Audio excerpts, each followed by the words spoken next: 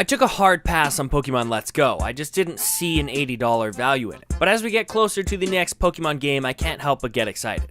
Here's what we know so far. It's on Switch, it'll have some of the best graphics yet, it's coming this year, and it'll have new Gen 8 Pokemon. That's just about all the concrete information we have. It's not really a lot, but lack of information gives birth to plenty of theories, hopes, and rumors from the Pokemon community, one of my favorite being that Pokemon Gen 8 will take place in a region based off of Europe, more specifically, Greece. This theory comes from Hoops and Hip Hop, and he has some pretty solid evidence to suggest it being true, and having grown up reading series like Percy Jackson and watching shows like Clash of the Titans, yeah, bet you don't remember that one, I'm getting more and more excited than ever for Pokemon's big console debut. So running with this theory means we'll see a lot of Greek-inspired Pokemon, and when I think of Greece, I think of Greek mythology. So here's some ideas I had for Greek mythology-inspired Pokemon with shitty Photoshop renditions for your viewing pleasure. So to start off, these first few Pokemon aren't fully new ideas, but are more based off of the whole Alolan form idea that was introduced in Sun and Moon. Assuming they have a similar concept to Alolan forms in Gen 8, a couple Pokemon came to mind. So first off is Greek Conkeldurr. A huge part of Greek culture is the amazing architecture. Imagine Conkeldurr holding some Greek pillars and sporting a new plume haircut. He could be a fighting ground type instead of a pure fighting type to mix things up a little. The second idea I had for a Greek form Pokemon was the Aegis/evolution chain. Its name is already partially based off of Aegis, which is the name of Zeus's shield in Greek mythology, so I think a version based off of Greek Xephos, a weapon used by Greek soldiers, and with a shield more reminiscent of Greek culture would be a cool change-up. I also changed the colors of its ribbon-esque arms to match the Greek flag. The Amphisbaena are a lesser-known creature from the Greek mythos. It's depicted as a serpent with a head on both ends and is capable of moving in either direction. Also, fun fact, it was born from the blood that dripped from Medusa's head after Perseus had taken it in battle. It might be cool to have a Pokemon based off of this creature and even have each end represent a different type. Amphisbaena were known for being venomous and lived in desert regions, so a ground poison type would be a good matchup for it.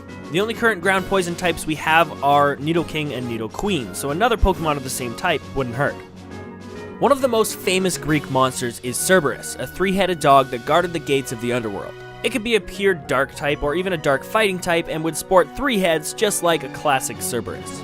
I'd want to see a version that's maybe up on its hind legs like a Pangoro or a Ursaring. I feel like Cerberus would be a tough one to make into a Pokemon since it's already such a defined creature. Pokemon all have that look to them that cements them as Pokemon, so I'd love to see what the Pokemon Company could come up with.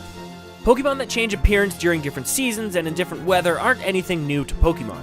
Deerling changes its look depending on what season it is, and cast form changes depending on the weather in-game at the time. Nymphs in Greek mythology are fairy-like creatures that can find their homes in rivers, forests, mountains, basically anywhere in nature. In the same fashion as Deerling, a nymph-style Pokemon could be found in different biomes throughout the game and would have a different type depending on where it was caught. You could have a fairy water type and catch it near a river, or you could go grab some berries from a tree and a fairy grass type nymph could appear for you to catch. Victory!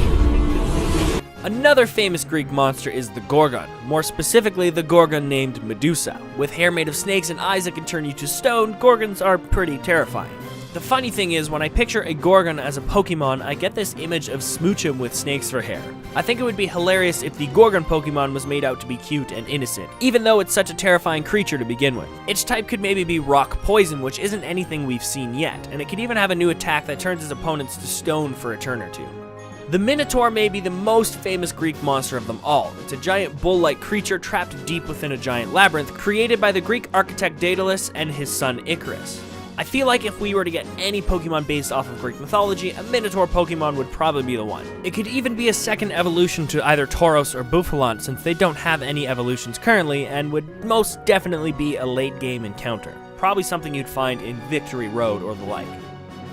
This is one of my favorites I've come up with so far. I thought a Pokemon based off of Hercules would be a neat idea.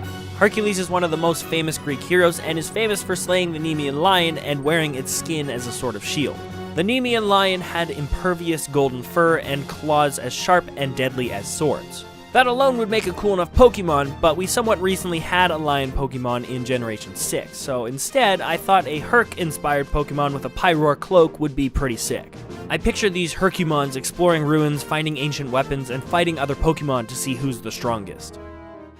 The final entry is actually 3 Pokemon based off of the 3 major gods of Olympus: Zeus, Hades, and Poseidon. So let's start with Hades. Some symbols of Hades include serpents and keys, so I figured a serpent would be a good choice, and I gave it a key for the tip of its tail. Darkness and some floating skulls shroud the serpent's head, and sharp fangs line its mouth.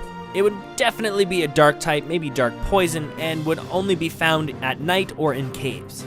The second one is based on Zeus, god of the skies. An eagle is an appropriate choice for the base animal, as it's probably the second most famous symbol for Zeus next to thunder.